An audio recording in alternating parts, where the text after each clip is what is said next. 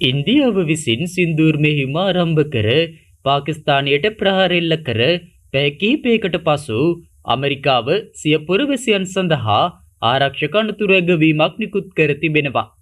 විදේශ මාධ්‍ය පැවසුවේ ලෂ්කර් ඊ තයිබා සහ ජායිෂී මුහම්මඩ් විසින් ක්‍රියාත්මක කරන ලදැයි සැලකෙන ත්‍රස්තවාදී දියත් කිරීමේ මධ්‍යස්ථාන 9කට ඉන්දියාව විසින් ඊයේ අලුයම ප්‍රහාර එල්ල කිරීමත් සමග මෙම අනතුරු ඇගවීම නිකුත් කර ඇති බවයි.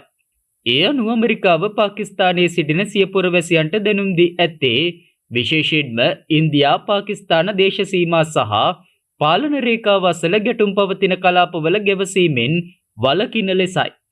ත්‍රස්තවාදී සහ සන්නද්ධ ගැටුම්වල අවදානම හේතුවෙන් කලාපය දැනටමත් එක්සත් ජනපද රාජ්‍ය දෙපාර්තමේන්තුව විසින් නිකුත් කරන ලද සංචාරය නොකළ යුතු කලාපයක් ලෙස පවතිනවා. පාකිස්තානයේ ඉතිරි කොටස් ඇමරිකාව විසින් නම් කර ඇත්තේ සංචාර සඳහා නැවත සලකා බැලිය යුතු තත්ත්වයේ පවතින කලාප ලෙසයි. එමෙන්ම ඉන්දු පාකිස්තාන අර්බුදය වර්ධනය වෙමින් පවතින තත්ත්වයක් බවත් ඒ සම්බන්ධයෙන් තවදුරටත් සමීපව නිරීක්ෂණය කරමින් සිටින බවත් ඇමරිකාව පවසනවා.